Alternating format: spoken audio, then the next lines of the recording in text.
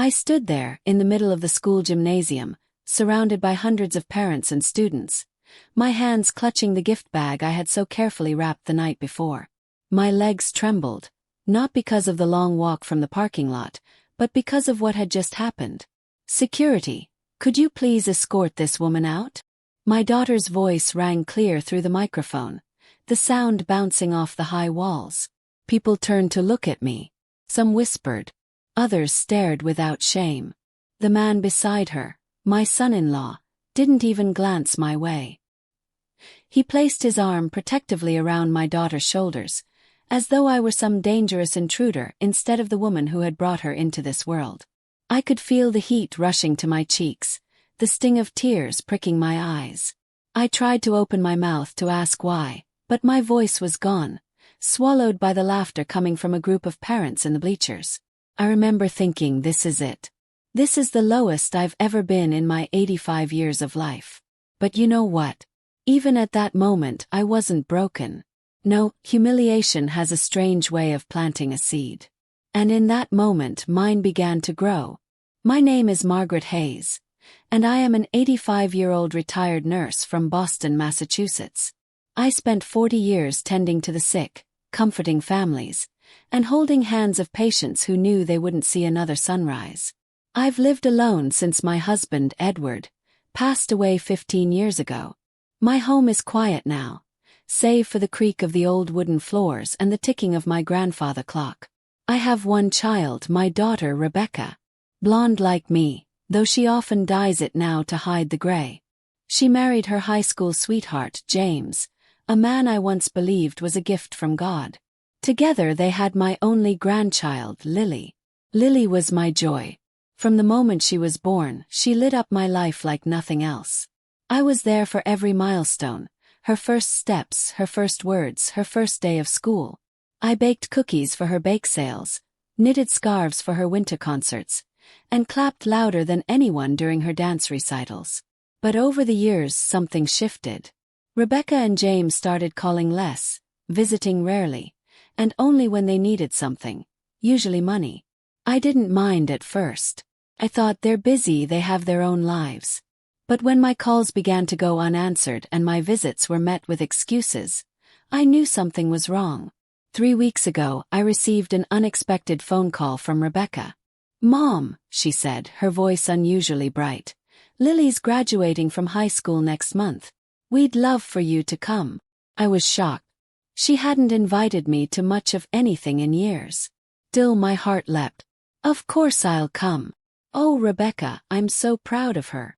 We'll send you the details," she said quickly before hanging up. I spent the next days picking out a dress. Sky blue with tiny white flowers, something cheerful but dignified. I wrapped a small gold locket for Lily, with a photo of the two of us inside, taken when she was just 5 years old. I imagined her smiling when she opened it, maybe even crying a little.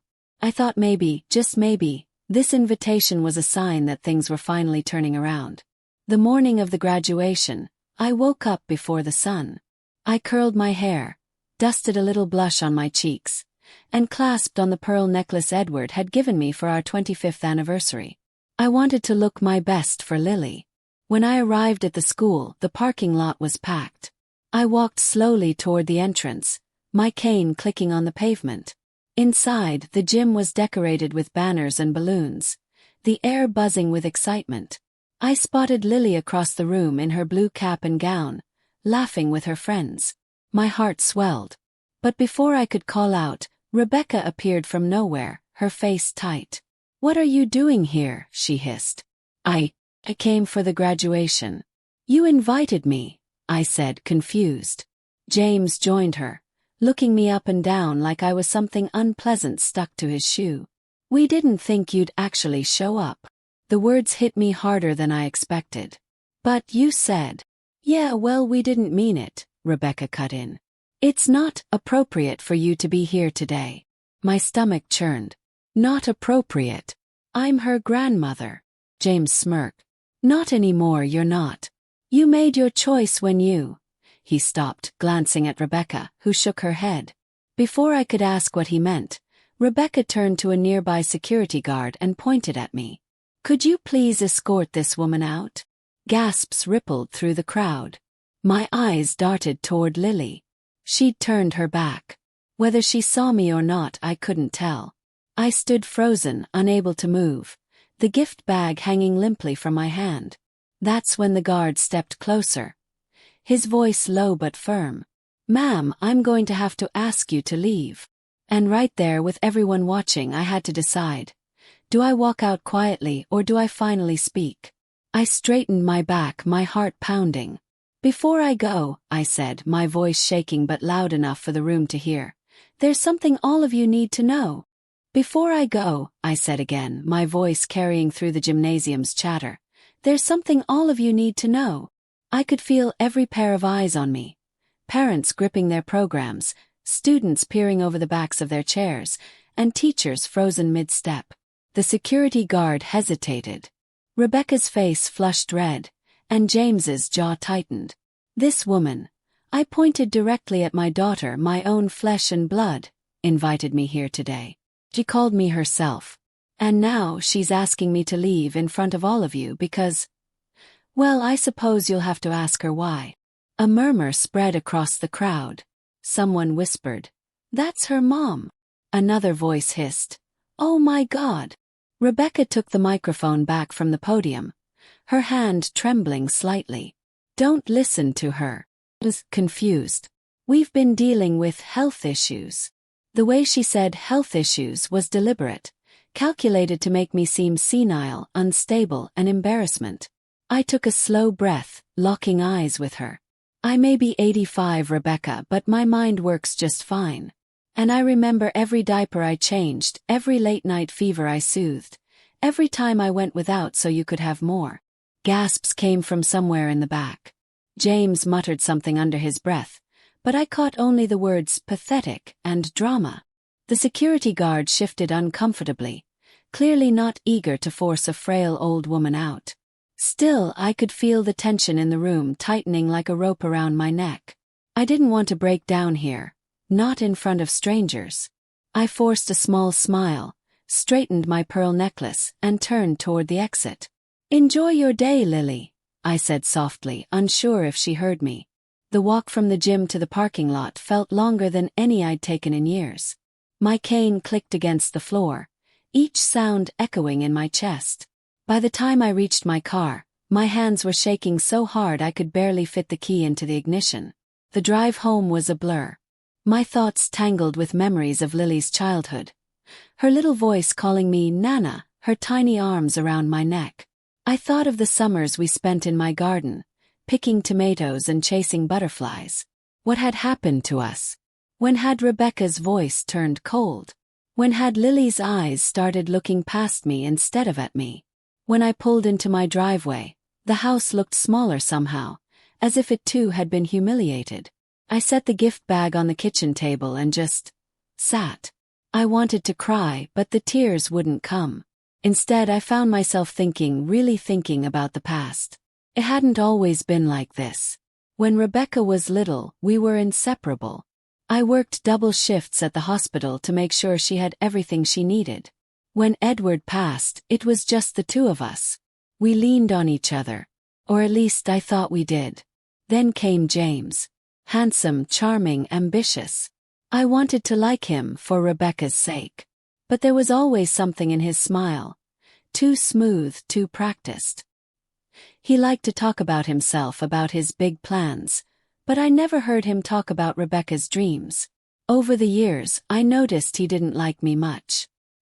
He'd make little comments about how I hovered too much, or how old people don't get how things work now. Rebecca would laugh them off, but I could see her starting to believe him. And then, slowly, the calls stopped. The visits became rare. The invitations dried up completely. Until this one. 3 days after the graduation, I got a text from an unknown number. "Mom, we didn't mean to embarrass you. But you have to understand, there are things you've done that make it hard for us to have you around." Things I'd done. I stared at the message, my stomach tightening. I typed back, "Rebecca, what are you talking about?" No response. I tried calling. Straight to voicemail. The silence was worse than the humiliation. At least in the gym, there had been witnesses. Now there was just me, my empty kitchen, and the buzzing of my phone in my hand. That night, I poured myself a cup of chamomile tea and sat in my recliner, staring at the locket still in its wrapping. I couldn't bring myself to open it. It felt like a piece of my heart was inside, and if I looked, I'd lose it forever. The house was so quiet I could hear the ticking of the clock in the hallway. It reminded me of my patients who had no visitors, whose rooms were filled with only the sound of machines. I realized something then. Rebecca had humiliated me in public, yes. But the real wound was deeper. She had made it clear I was no longer part of their lives. And I couldn't understand why. Or maybe I didn't want to admit that I already knew. 2 weeks later I saw something on Facebook that made my heart drop. A photo of Lily, in her cap and gown, standing between Rebecca and James. The caption read, "So proud of our girl today.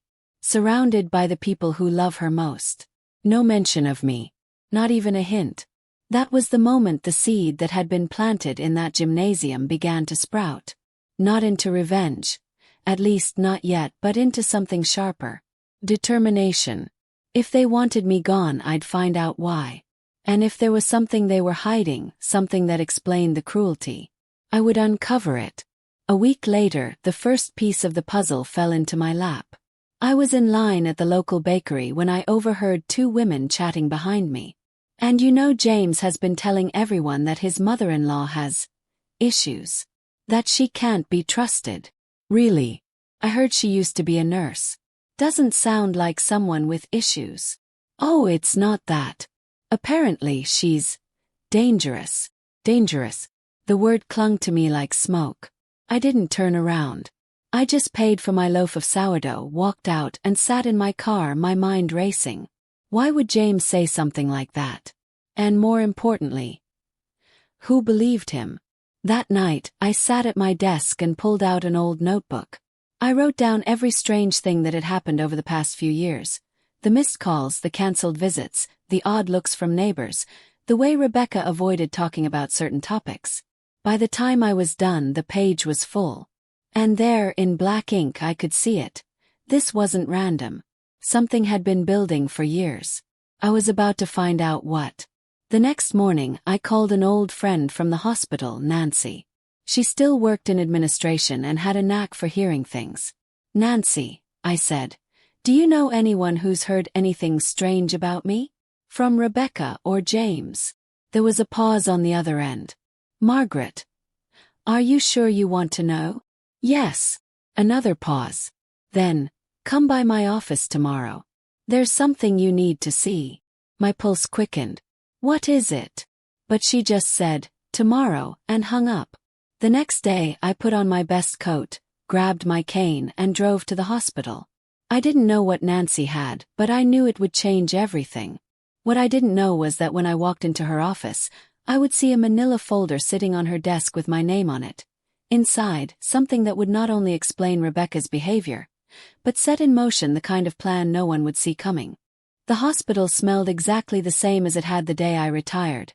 Antiseptic, faintly metallic, with a hint of coffee from the nurse's station. I gripped my cane a little tighter as I walked down the hallway toward Nancy's office, my shoes clicking softly against the polished floor. She was waiting for me at her desk, her reading glasses perched low on her nose. "Margaret," she said quietly, glancing toward the closed blinds. "Sit down." I lowered myself into the chair opposite her. My eyes went immediately to the manila folder in front of her. In bold, black ink, my name was scrawled across the top. "Hayes, Margaret." Nancy placed a hand on the folder as though it might blow away. "Before I show you this, you need to promise me something." "What's that?" "That you'll stay calm." "What's in here?" "It's not going to be easy to read." I gave her a thin smile. "Nancy, I've seen men come into the ER missing half their bodies. I think I can handle it." She hesitated, then slid the folder toward me. "This isn't from the hospital's medical files. It's from James." The name hit me like a slap. James. How would he have a file here? "Because he gave it to someone he thought would make it official," she said. And one of those someone passed it to me, because they didn't believe a word of it. I opened the folder. Inside were several typed pages, each one more absurd than the last. The first page was labeled Personal Statement. Margaret Hayes is an elderly woman suffering from cognitive decline. She exhibits paranoia, erratic behavior, and an inability to distinguish reality from fiction. In the interest of protecting our daughter Rebecca and granddaughter Lily, I am requesting assistance in formally restricting her access to family events. I read the words twice, my fingers trembling. Cognitive decline. Erratic behavior. I'd never even had so much as a dizzy spell. The second page was worse. A list of fabricated incidents. 1. Attempted to take Lily from school without permission. 2. Accused Rebecca of stealing money in public. 3. Made violent threats toward James during a disagreement. My jaw tightened. None of it was true. I had never once gone to Lily's school uninvited. I had never accused Rebecca of theft. And I certainly had never threatened James, though Lord knows I'd been tempted when he smirked at me. The final page was a mock recommendation for psychological evaluation, supposedly from a Drive S. Coleman, a name I didn't recognize. At the bottom, there was a shaky signature that looked like a child had forged it. Nancy watched me, her brow furrowed. It's a smear job, Margaret. He's been planting these stories for months. Maybe years. This is just the paper trail. I set the folder down and leaned back in my chair, the blood roaring in my ears. Why would he do this? What could he possibly gain? Nancy hesitated. I think he's setting you up. If people believe you're unstable, then anything you say about him or Rebecca can be dismissed. And if Lily believes it, I swallowed hard. She'll stop coming to me altogether. Exactly.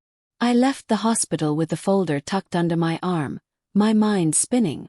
The November wind bit at my cheeks as I crossed the parking lot, but I hardly felt it. If James thought I'd sit quietly while he turned my own daughter and granddaughter against me, he didn't know me at all. Still, I needed to be careful. Charging in without a plan would only make me look like the unstable woman he was painting me to be. When I got home, I made myself a pot of tea and laid the folder out on my dining room table. I read every line again, this time jotting notes in the margins. Dates, inconsistencies, names. 2 of the incidents were supposedly witnessed by neighbors I'd never met. Another involved a PTA meeting that, according to the school's public calendar, hadn't even happened that month. It was sloppy work, and sloppy work could be unraveled. For the next week I played the part James wanted me to play. Quiet, invisible, harmless. I went about my routine, tending my small garden, chatting with the cashier at the grocery store, reading mystery novels at night.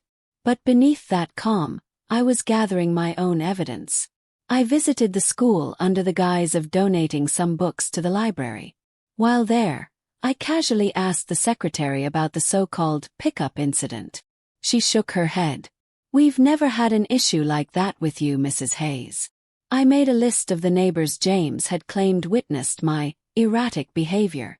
One of them, a kind widower named Peter, told me flat out he'd never spoken to James about me. Far as I'm concerned, you're the nicest lady on the block, he said, handing me a bag of fresh apples from his tree. Piece by piece, I was dismantling his lies. Then one evening I got an unexpected phone call. Mrs. Hayes. The voice was young, hesitant. Yes. This is Emily. I'm a friend of Lily's. I don't know if I should be calling you, but... She paused, lowering her voice. Lily doesn't think you're crazy. She thinks something else is going on. My heart skipped. Go on. She overheard her dad on the phone the night before graduation. He was talking to someone about a will. A will. I gripped the phone tighter. What did he say? Something about making sure the old woman doesn't get to change it. I think he mentioned your house. The room seemed to tilt slightly. My house. The one Edward and I had bought together in 1962. Paid off in full. My safe place. Emily, thank you. I said softly. You've done more for me than you know. When I hung up, I sat in silence for a long time, staring at the folder on the table. The picture was becoming clearer. This wasn't just about humiliation. This was about control. And money. The next morning I called my lawyer, an old friend named Robert who had handled Edward's estate years ago. Margaret, he said warmly. What can I do for you?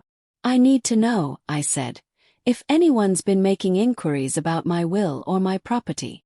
There was a pause. Why do you ask? Because I think my son-in-law is trying to take everything I have. Robert sighed. Come by the office tomorrow. We'll look at the records together. That night sleep wouldn't come. I kept thinking about Lily, how she'd turned away from me in the gym. Was it shame? Or had James already poisoned her mind completely? I also thought about Rebecca, my little girl. I had once believed she would protect me when I was old, the way I had protected her when she was young. But now, I wasn't sure if she was a victim of James's manipulation or his willing accomplice.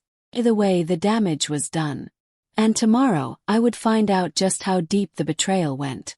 The following afternoon, I sat across from Robert in his oak-paneled office. He clicked through files on his computer, his brow furrowing. Margaret, he said finally, there have been unusual inquiries. Someone requested a copy of your deed last month.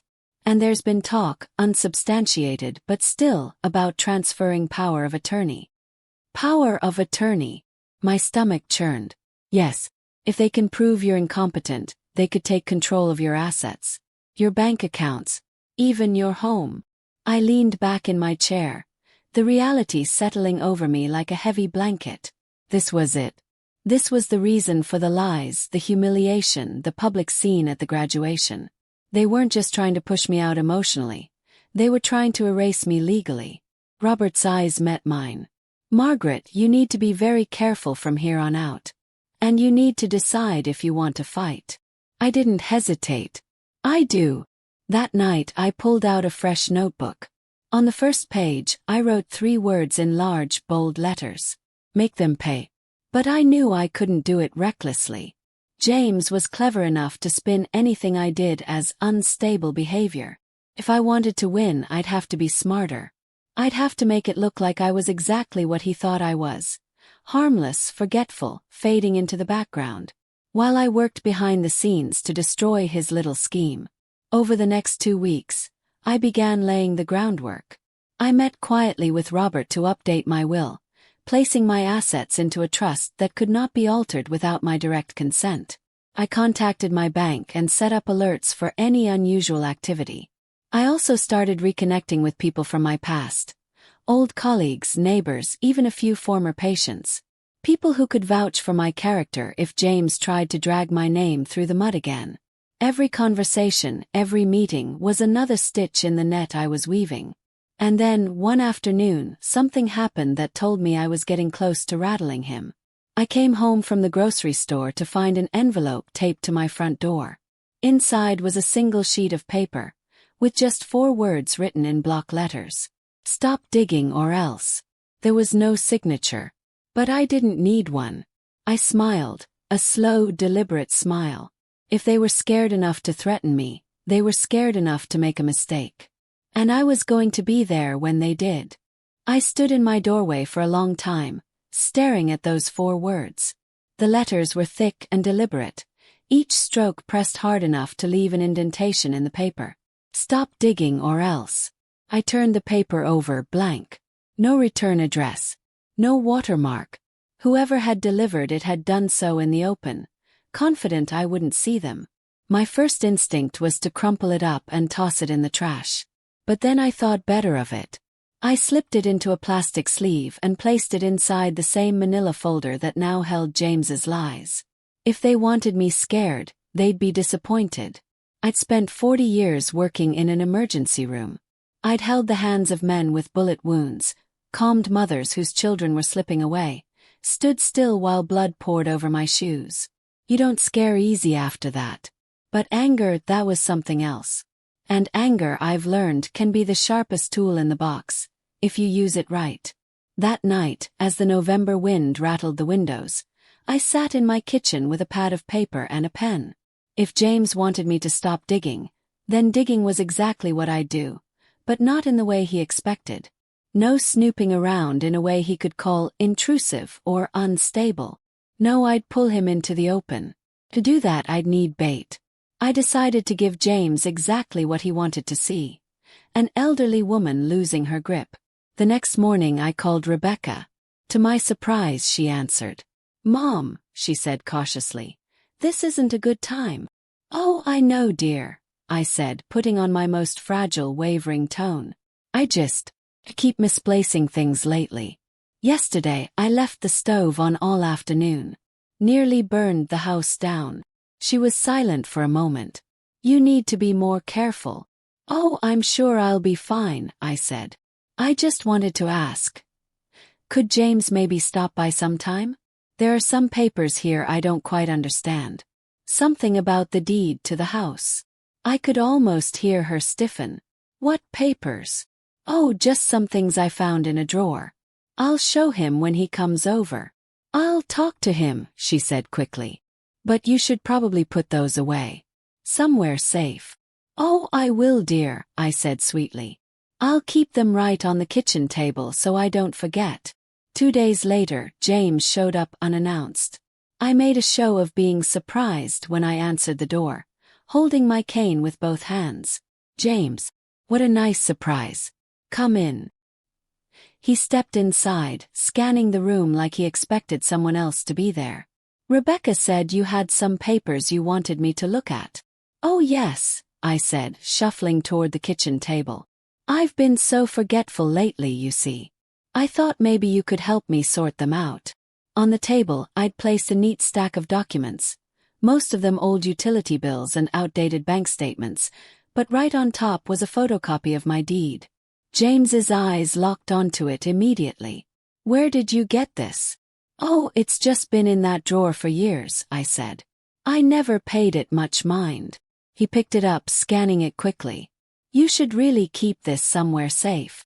"I trust you," I said with a shaky smile. "Maybe you could take it, just to make sure it's protected." He hesitated for just a moment, long enough to confirm what I already knew, then slipped the paper into his jacket pocket. The moment he left, I wrote down the exact time and date in my notebook. I also noted that the copy he'd taken wasn't my real deed. The real one was locked in Robert's office, along with my updated will. This was the first bite of the bait. Now I needed him to take the hook. The following week I played the part harder. I forgot to pay a small bill and called Rebecca in tears, saying I didn't understand the notice. I accidentally left my front door unlocked all night and told her about it. I even lost my wallet, though in truth it was tucked safely inside the lining of my winter coat.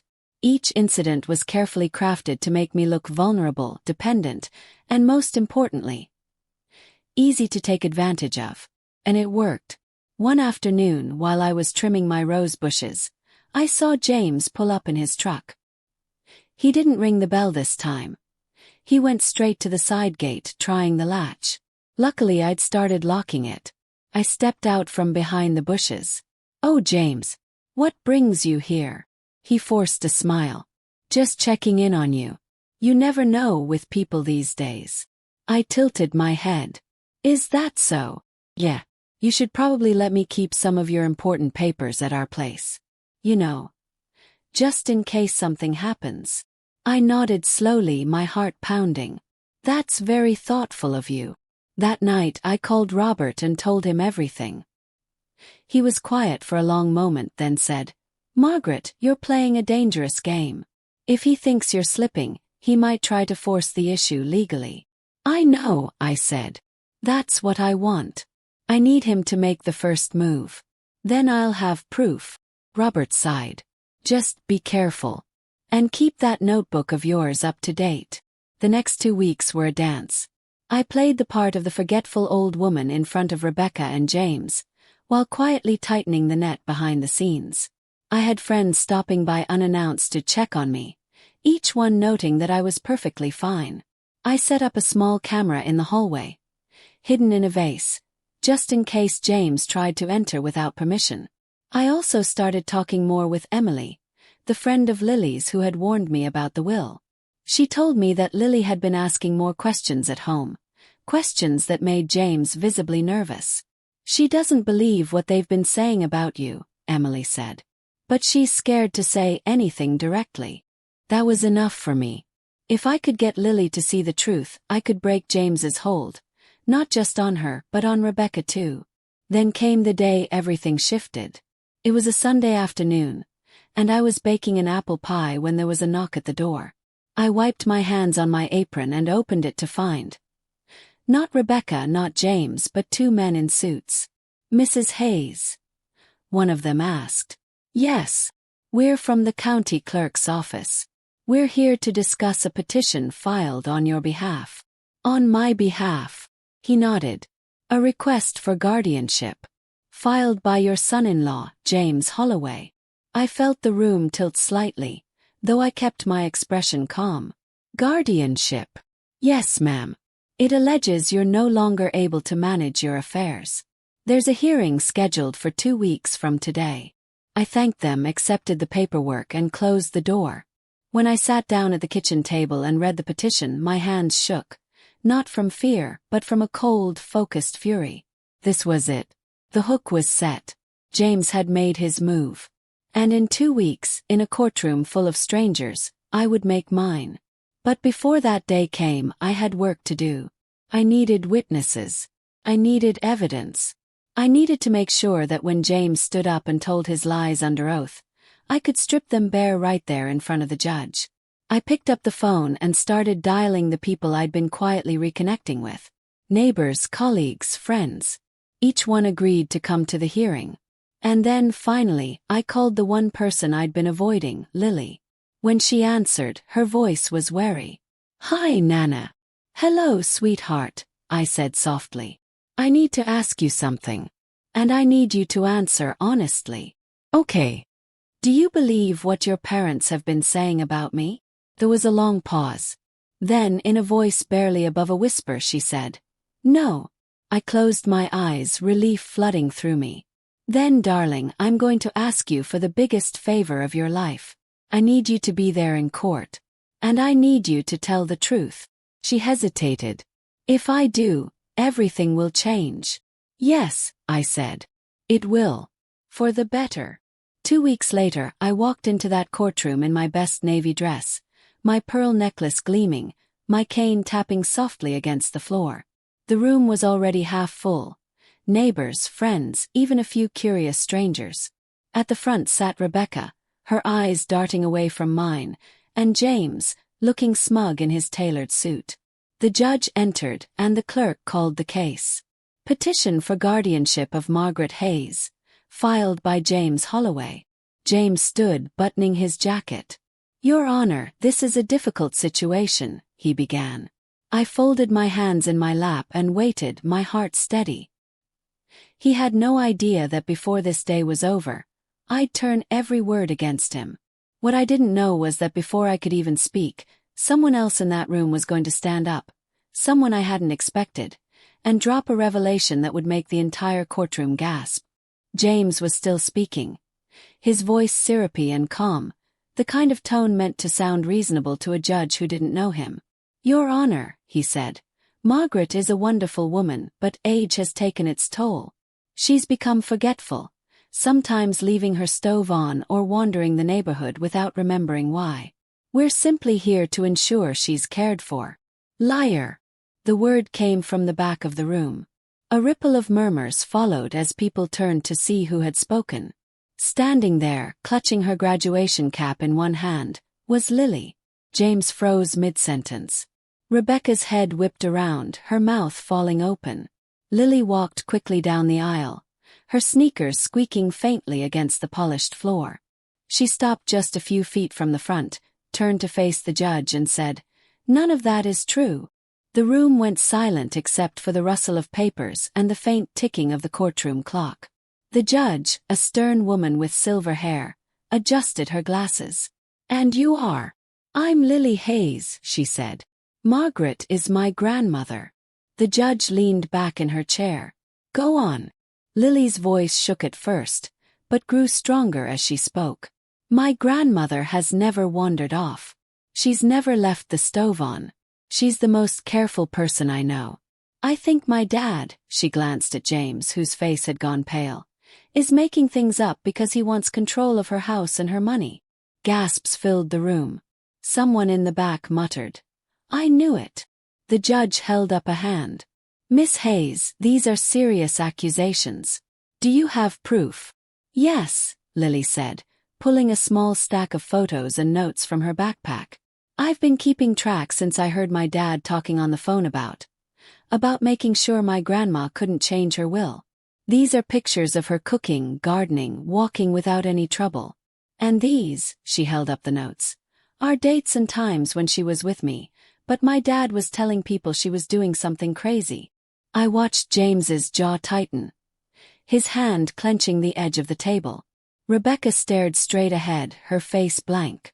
The judge took the papers from Lily and flipped through them slowly. When she looked up, her expression was unreadable. Mr. Holloway, she said, I will hear more from your side, but I must say, this testimony complicates your petition. James cleared his throat, trying to recover.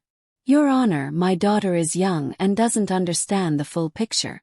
My concern is simply. The judge cut him off. We'll see. For now, I'd like to hear directly from Mrs. Hayes. I stood slowly, leaning on my cane. Every eye in the room followed me as I walked to the witness stand. Once I was sworn in, I looked straight at the judge. Your Honor, I am 85 years old. I have been a registered nurse for 40 years. My mind is clear, my bills are paid, and I am in full control of my life. The only instability in my life is caused by my son-in-law's lies. I told her about the fake incidents, the forged doctor's note, the stolen copy of my deed. I handed over my notebook, with every date, time, and witness name carefully logged. And, I added, I received this. I held up the threatening note in its plastic sleeve. It was left on my door after I started asking questions. The judge raised an eyebrow. And you believe this is connected to the petitioner? I have no doubt, I said. James shifted uncomfortably, but before he could speak, the judge turned to him. Mr. Holloway, this court will take this evidence seriously. Do you wish to respond? He stood, his voice sharper now. Your Honor, this is exactly the kind of paranoia we've been dealing with. She thinks every little thing is a conspiracy against her. But his words didn't carry the same smoothness they had before. The cracks were showing. Rebecca finally spoke up, her voice tight. Mom, why are you doing this? Why can't you just let us help you? I turned to face her. Help me. By taking away my home. By telling the world I'm losing my mind. That's not help, Rebecca. That's betrayal. For a moment something flickered in her eyes. Guilt, maybe. But it was gone as quickly as it appeared. The judge called for a short recess. I returned to my seat, my heart pounding. Lily sat beside me, her small hand slipping into mine. You did so well, I whispered. So did you, she said. But, you need to know something. Mom knew about the will. She didn't stop Dad. Lily's voice broke. She told him to go ahead. The words hit harder than anything James had done. Rebecca, my daughter, had chosen this. Willingly. During the recess, James paced in the hallway, talking furiously on his phone. I couldn't hear his words, but his gestures were sharp, angry. Rebecca stood apart, her arms crossed, avoiding my gaze. Lily stayed close to me. What happens if the judge believes him? She asked. I squeezed her hand. Then I lose everything. But I'm not letting that happen. When we returned to the courtroom, the judge wasted no time. This court finds there is sufficient reason to question the petitioner's motives, she said. Pending further investigation, the request for guardianship is denied. A wave of relief rushed over me, but it was short-lived. However, the judge continued, given the level of family conflict, I am appointing a temporary court officer to oversee Mrs. Hayes's financial affairs until we can resolve this matter fully. My stomach sank. It wasn't a total victory. My control over my own life was still being questioned. As the hearing ended, James's eyes met mine. He didn't look defeated. He looked calculating. On our way out, Lily hugged me tightly. "I'll keep helping," she whispered. I kissed her hair. "Be careful. He won't like that you stood up for me." That night, back at home, I sat at my dining table with my folder, my notebook, and my cooling cup of tea. I should have felt some satisfaction. James's petition had been denied, at least for now. But the judge's decision to appoint a court officer told me something important. James still had room to maneuver. And people who want power, they don't stop just because you slow them down. I also couldn't stop thinking about what Lily had told me during the recess, about Rebecca's involvement. It was like a second knife, one I hadn't seen coming. If she was working with him, then I wasn't just fighting James. I was fighting my own daughter. I decided then that my next step couldn't just be defense. I needed to go on the attack. Not recklessly. Not in a way that could be spun against me. But in a way that would leave them no room to recover. I picked up the phone and called Robert. "We need to talk," I said. "I'm done reacting. It's time to make the first move." He was quiet for a moment. "All right, Margaret. But if we're doing this, you have to be ready for whatever comes next." "I've been ready for a long time," I said. 2 days later, Robert came to my house with a new folder. Inside was a strategy that made my heart race. Part legal maneuver, part something else. It was risky. It would require patience. And it would mean letting Rebecca and James think they'd regained the upper hand, just long enough for me to pull it away for good. "I can do it," I told him. And as I walked him to the door, I noticed something unusual. A black sedan parked across the street. 2 men inside, watching my house. I stood there on the porch until they drove away, the back of my neck prickling. If James had resorted to following me, it meant one thing. He knew I was coming for him. That black sedan stayed in my mind long after it disappeared down the street. I'd seen that kind of car before, when the hospital hired private investigators to verify insurance fraud claims. The way it sat there, engine off but 2 silhouettes inside. It was deliberate. Watching. Waiting. James had moved beyond whisper campaigns and fake papers. Now he wanted to know my every step. That told me 2 things. He was worried. He had no idea how dangerous that worry could be for him. The next morning I started my performance. Called Rebecca. She didn't answer at first, but 20 minutes later, she called me back, her voice cautious. "Mom." "Oh, Rebecca, I'm so glad you called," I said, letting my voice tremble just a little. "I've been thinking about the court hearing. Maybe I was too hard on you and James." There was a pause. "What are you saying?" "I just want things to be peaceful," I said, forcing a shaky laugh. "Family shouldn't fight. I was thinking maybe I could come over for dinner this weekend. We could talk. Clear the air." Another pause. "I'll talk to James," she said. It took all my self-control not to grin when she called back an hour later to say they'd reluctantly agreed. Perfect. Because Robert's plan hinged on this dinner. On me stepping right into the lion's den and smiling while they thought they had me cornered.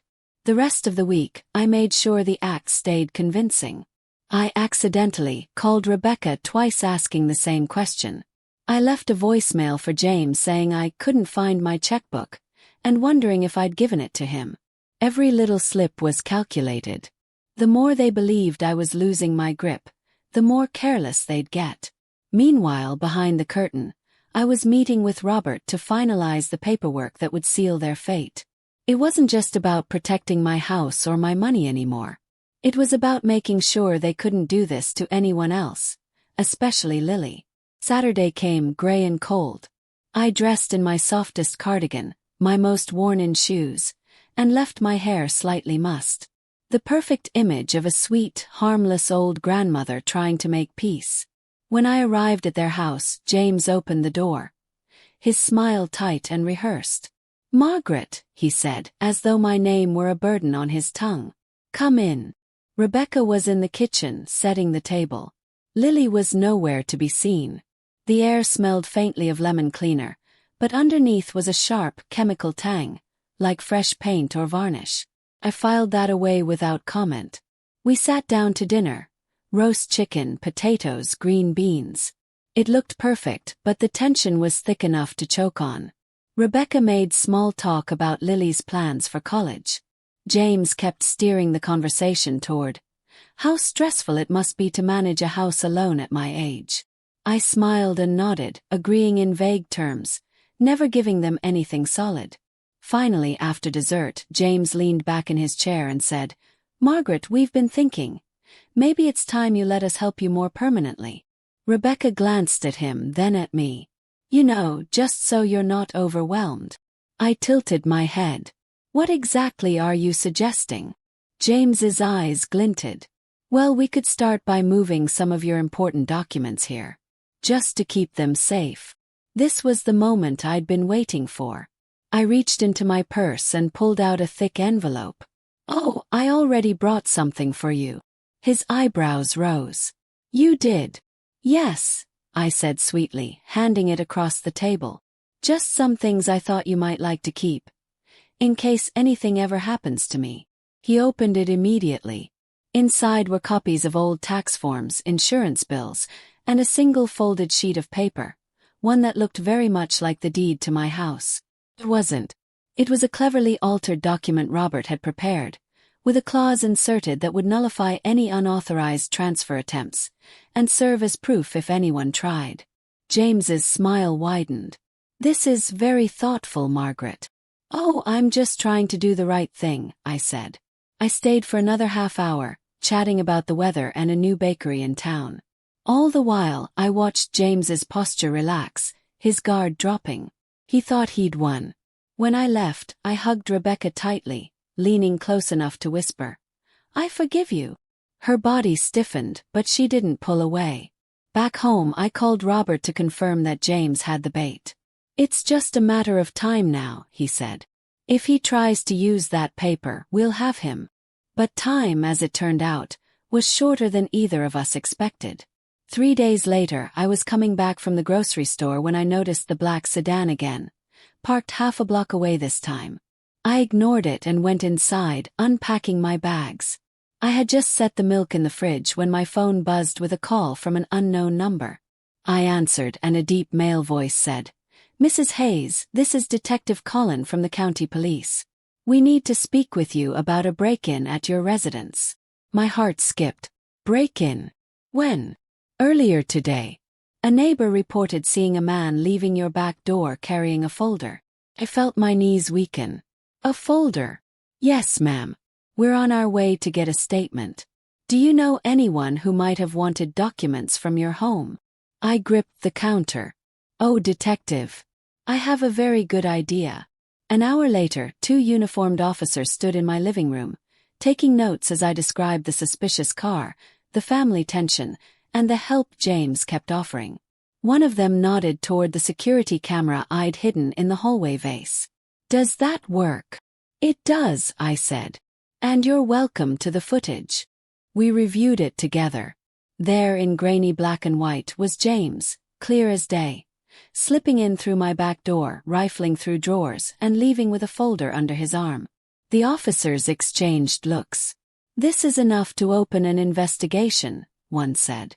"But it might be better if he doesn't know you've seen it yet." I smiled faintly. "Oh, trust me. He won't." That night I sat at my desk, the detective's card in one hand and the remote for my security camera in the other. It was time to set the final part of Robert's plan into motion. I would invite Rebecca and James over for lunch, on my turf where my cameras could catch every expression, every slip, every sign of guilt. And this time, I wouldn't just play the fragile grandmother. I would be the woman they'd forgotten I was. The woman who'd spent a lifetime under pressure, reading people's faces, and striking at just the right moment. The next morning I called Rebecca. "I've been thinking. You and James should come for Sunday lunch. I'll make that chicken pot pie you used to love." She hesitated. "I don't know if." "Please," I said, letting my voice tremble just slightly. "It would mean a lot to me." She agreed. Sunday came, bright and deceptively calm. I set the table with my best china, the cameras rolling discreetly in 2 corners of the dining room. When they arrived, I greeted them warmly, ushered them to the table and served the pie.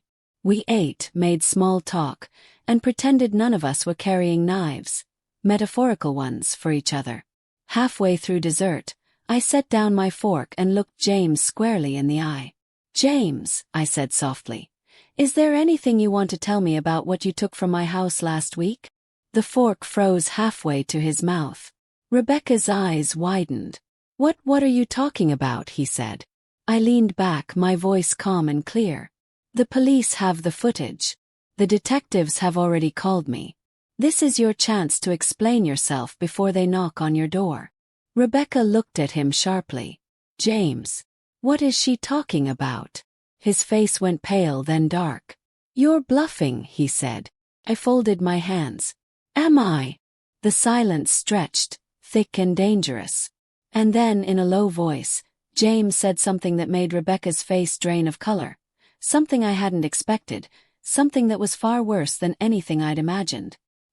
He leaned forward and said, "If she tells you the truth, Rebecca, you'll lose more than your mother." The room froze around that sentence. James didn't blink.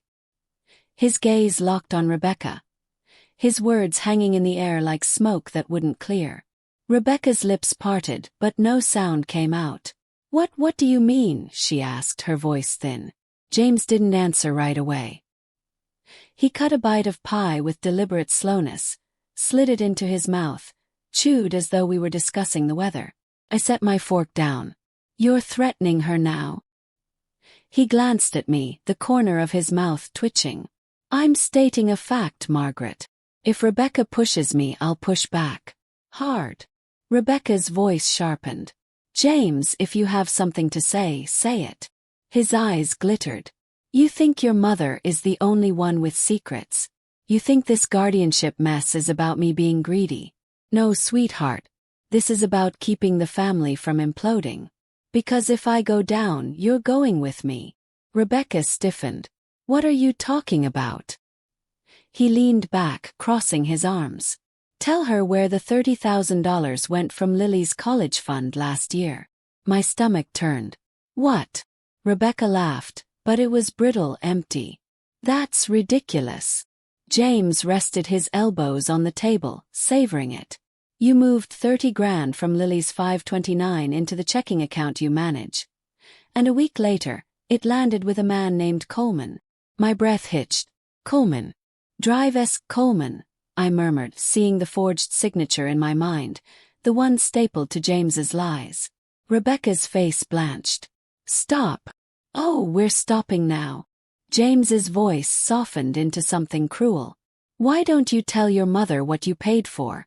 Tell her why she was publicly humiliated at the graduation. Tell her how you ordered it."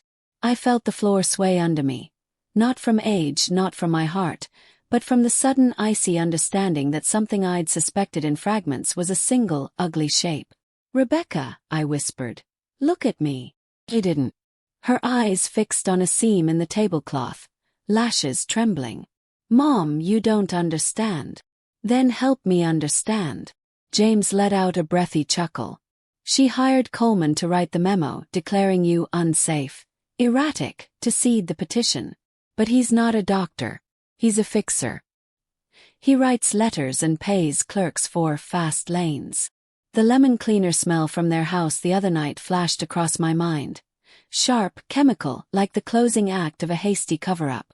I remembered the black sedan with 2 silhouettes, engines off but eyes on me.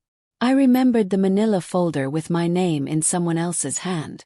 I turned to Rebecca, feeling my voice steady, cold. "Is this true?" "Mom," Lily needed. "Don't you dare use her," I said quietly. "Say it to me or say nothing." She closed her eyes. For a heartbeat, I saw my little girl, the one who used to fall asleep on my chest after bad dreams, before a woman with clenched teeth and shaking hands took her place. "I took the money," she said. "I took it because Coleman said the evaluation and the petition would cost more than we thought, and James said." "I said we couldn't keep living with a wild card," James cut in. One bad day from you and the house is gone, the bank is gone, everything is gone. Whose house? I asked, soft but sharp. Whose savings? Whose life? They were quiet. The camera in the corner, tucked inside a porcelain ivy vase, watched us. Red light steady. I let it, the way I'd let a blood pressure cuff tighten around a patient's arm. Cool, clinical, necessary. Why?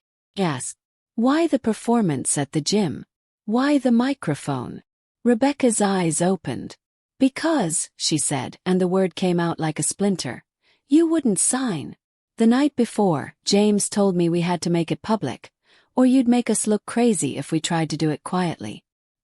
He said if we embarrassed you, she'd retreat, James finished. People like you, Margaret, proud people, shrink from the light. We needed you to shrink.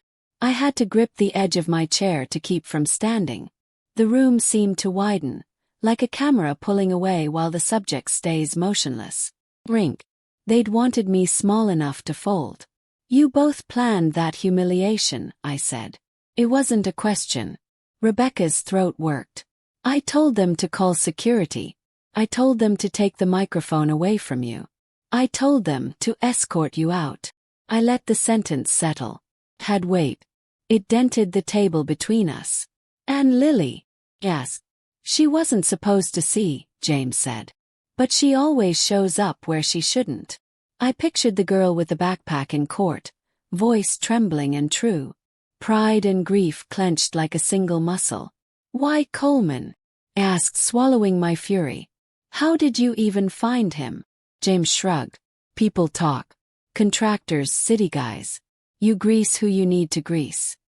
He had the right letterhead. He had the right price, Rebecca whispered. And he said the guardianship would be temporary. We just needed control. For a while. Until finances stabilized. What finances? Asked. James smiled. Business ebbs and flows. And the black sedan? Asked. Something flickered across his face. Annoyance, maybe, that I'd seen it. We wanted to make sure you weren't being coached. I leaned in. You broke into my house. I didn't take anything that wasn't already compromised, he said, too fast. And your copies were on the wrong paper anyway. You're not as clever as you think. Clever enough, I said, and let a small, plain smile show. Detective Colin thought so. For the first time, fear skittered across his eyes. You went to the police. They came to me, I said. With video. Rebecca twisted toward him. Video. He waved a hand. A misunderstanding. The forked road inside me, rage on one side, restraint on the other, was familiar from decades on the floor. I took the right turn. The one that keeps you useful. Rebecca, I said again, quieter. Why didn't you come to me? You know what I kept aside after your father died. You know I would have helped with tuition. With bills. With anything. Her shoulders shook. Because I'm tired of needing you, she said, and the rawness of it startled even her. Because every time you help, it feels like I never grew up. Like I'm still the girl you fixed. I wanted to fix something for once. By breaking me, I said. I didn't want to break you, she said, tears finally spilling. I wanted to move you. Where you'd be safe. Safe from what? Asked. From me, she whispered. Silence spread. Over the china, over the pie, over the camera's patient red eye. James's voice cut through it. Enough. Margaret, here's what happens now. You sign a simple transfer, just custodial, temporary, of certain financial responsibilities to us. We close this chapter. No police. No detectives. No questions about missing funds or fixers named Coleman. You keep the house for appearances. We keep the keys. The keys, I repeated. To my life. To our future, he corrected. Or. He tapped the envelope he'd brought, and only then did I notice it on his chair, thick and manila like the first lie. We go nuclear. Nuclear. Asked. He slid out a photocopy of a bank statement. Rebecca inhaled. June 18th, he said. Transfer. $529 to checking. Then to Coleman Consulting. Same week. A charge to a small storage facility on Maple. Guess what's in that unit? Rebecca's voice cracked. James, don't. Everything you bought and shredded, he said.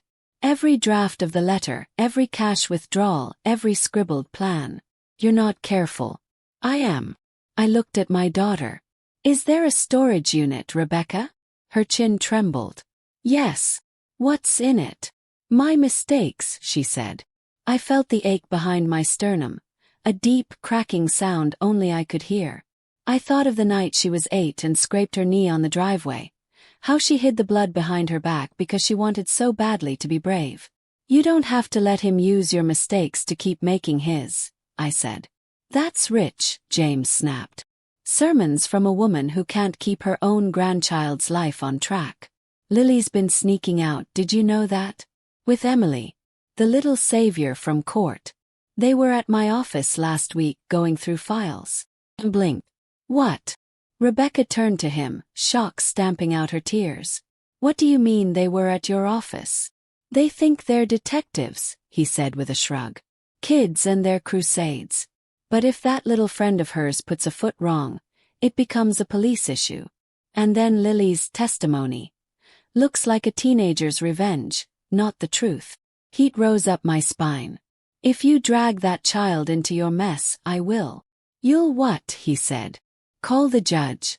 She already thinks you need a babysitter for your checking account. My babysitter, I said, is a court officer who will be very interested to know why you had men watching my house. He leaned forward, voice low. Sign the paper. A long breath moved through me. I'd spent a lifetime choosing when to fight. Sometimes you slam your fist. Sometimes you step back and let a man think he's won until the floor vanishes under him. I folded my napkin, stood very slowly, and set it beside my plate. James, I said, I won't be signing anything. But I'll make you an offer. You pack up whatever you have in that storage unit, bring it to my lawyer, and in exchange I ask the detectives to consider the fact that you were misled by a fixer and a frightened wife. Mom, Rebecca croaked. I am not protecting him, I said without looking at her. I am protecting what's left of you. James laughed. It was a short, ugly sound.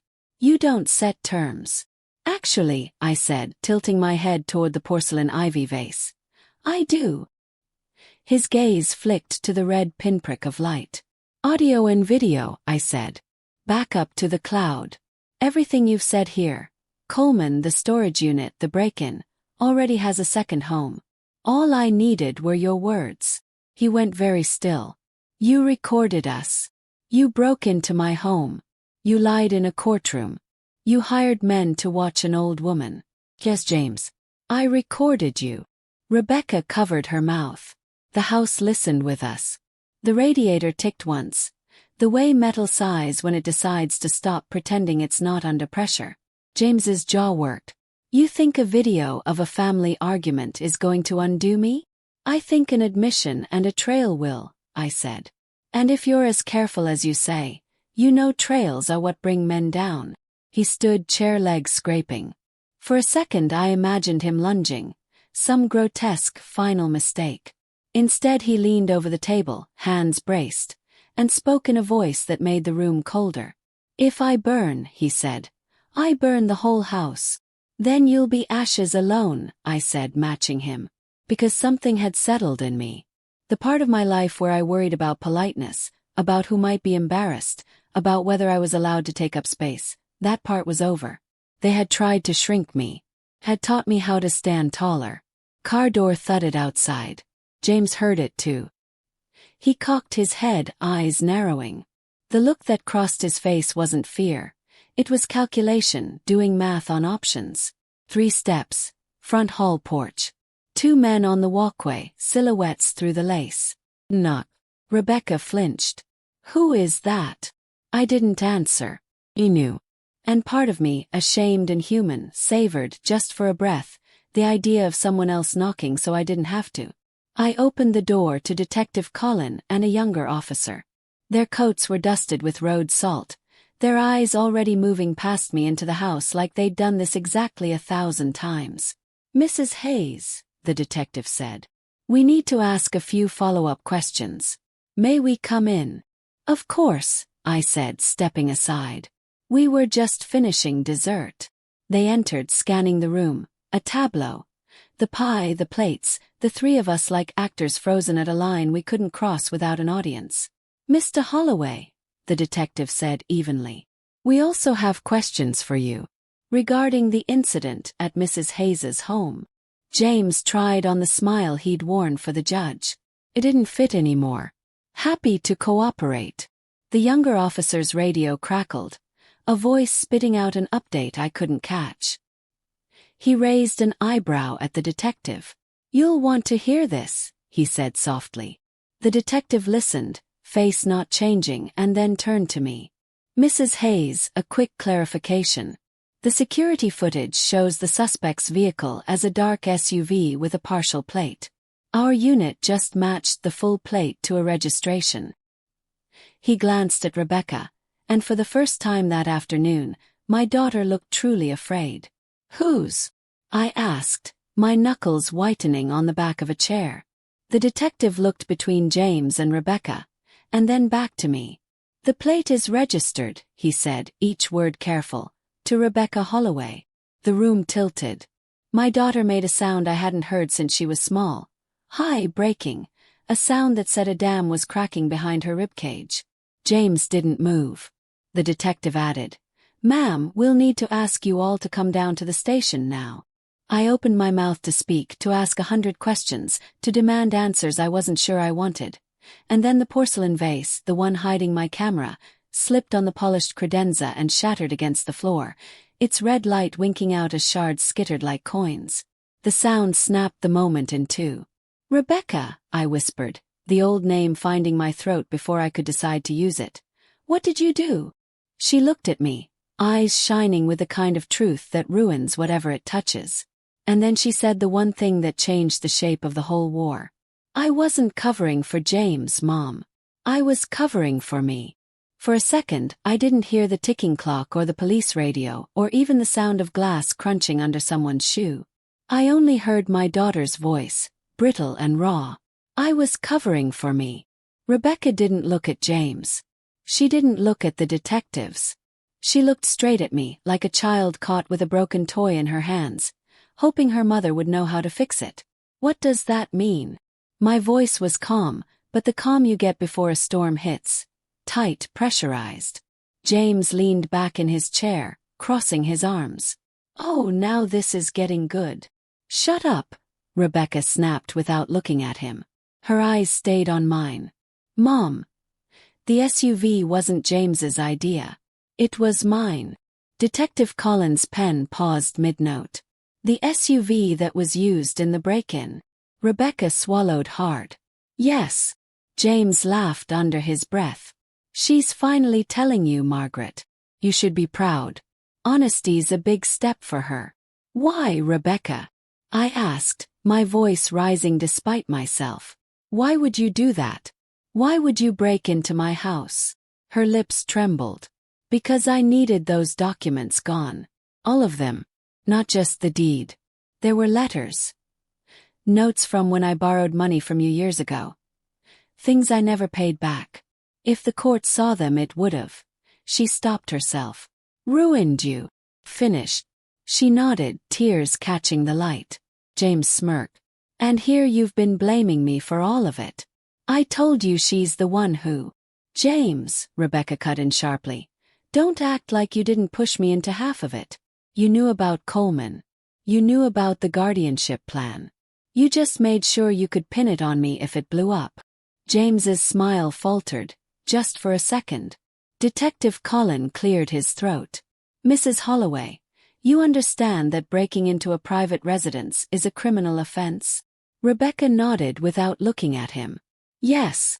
Lily's face flashed in my mind, the way she'd stood up for me in court, her voice shaking but strong. And now, the girl's own mother was admitting to a felony that had nothing to do with protecting her child and everything to do with self-preservation. I gripped the back of a chair to steady myself. So all of this, I said slowly. The graduation humiliation, the lies to the neighbors, the court petition. All of it was to make me look incompetent before you took everything? Rebecca's eyes darted away. Not everything. James chuckled. She wanted the house, Margaret. She just didn't know how to say it without looking like a monster.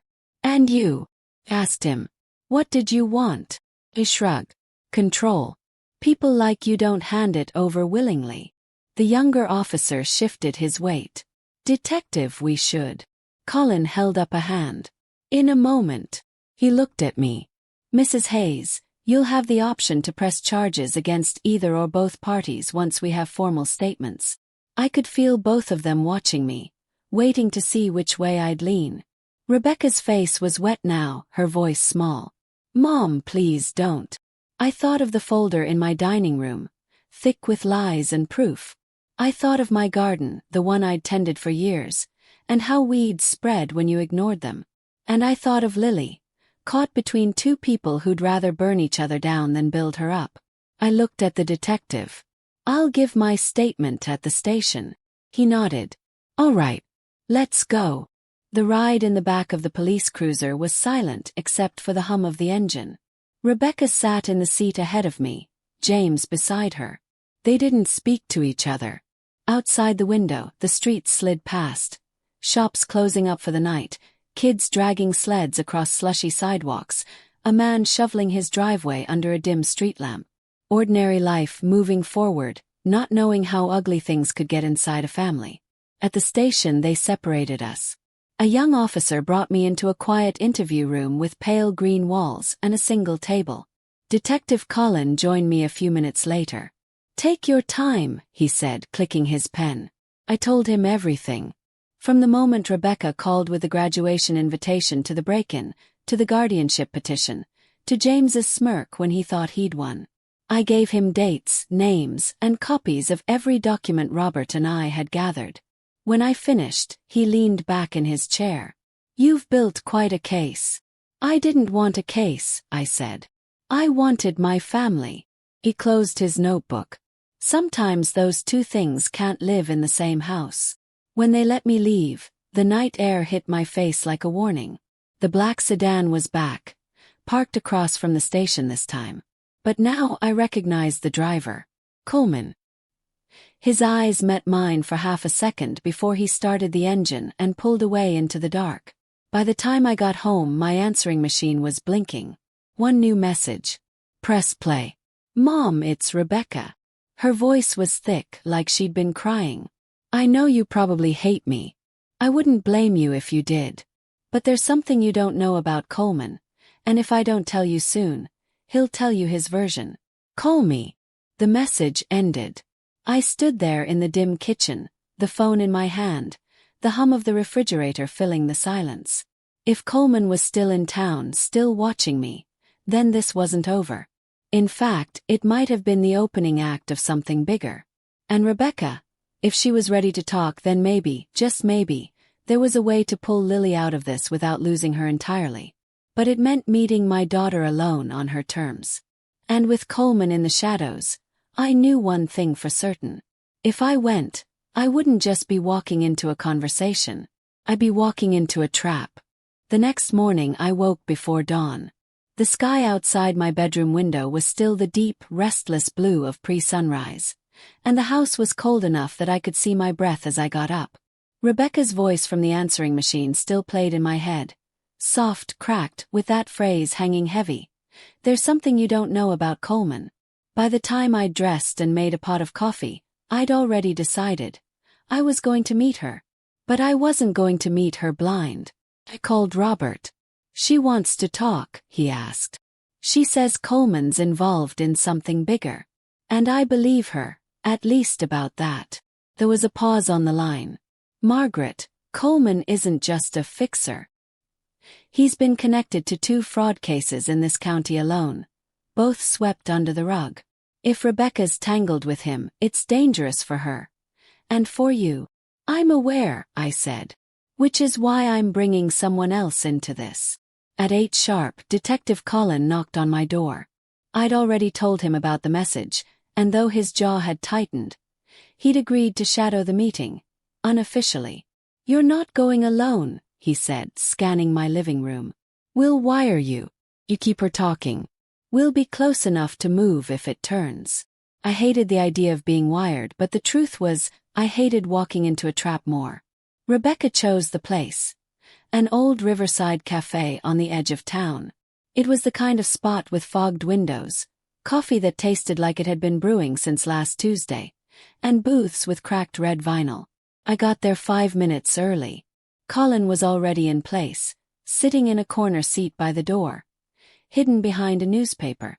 A small black device was clipped inside my cardigan pocket, the wire running up to a mic pinned near my collar. When Rebecca walked in, she looked smaller somehow. Her hair was pulled into a messy knot, and she clutched her purse like it might be ripped from her hands. She slid into the booth across from me, eyes darting around the room before landing on mine. Thanks for coming. I didn't waste time.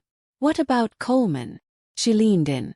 Mom, he's not just forging papers. He's laundering money. For people you don't cross. When I went to him for help with I thought it was just about the guardianship. But James, she swallowed. James told him about the house. And Coleman started talking about flipping it through a shell buyer.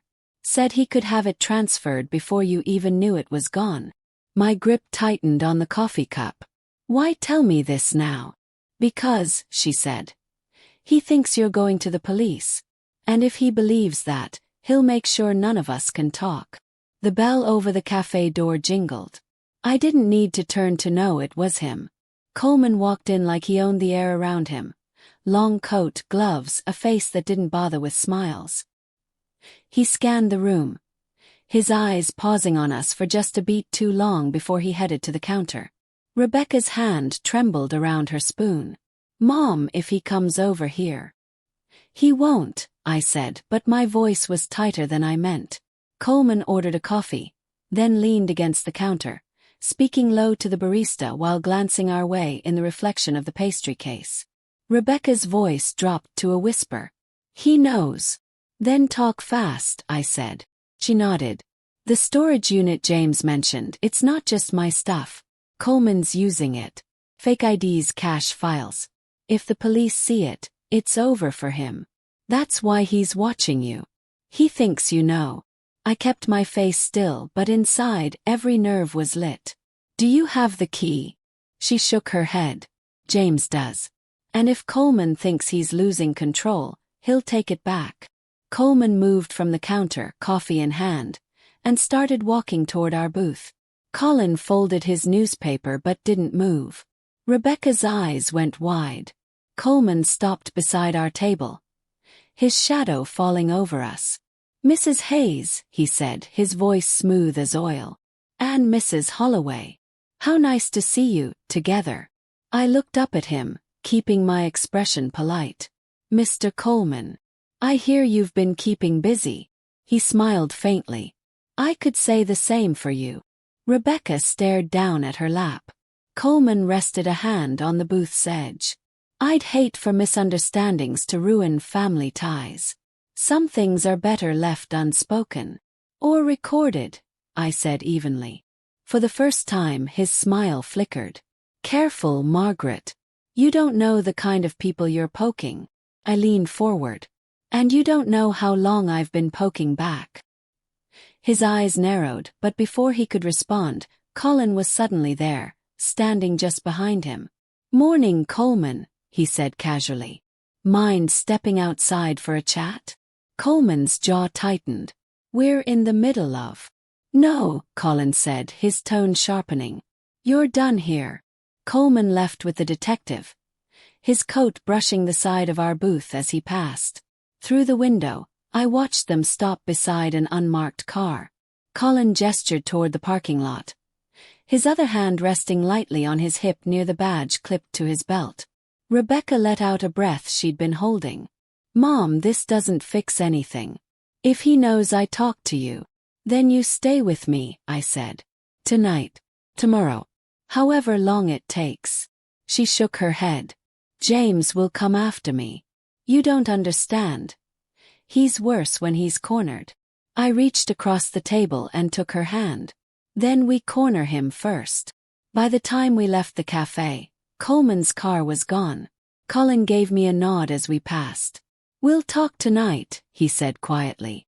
At home, Rebecca paced my kitchen, spilling details she'd never admitted before. The night James first mentioned guardianship, the envelope of cash Coleman had handed her, the threats if she backed out. Every piece made the picture clearer and darker. But the key to that storage unit, that was the lock we had to break. And that night, as Rebecca finally fell asleep in the guest room, I sat in my living room with a manila folder on my lap, the threatening note inside, and one thought looping over and over in my mind.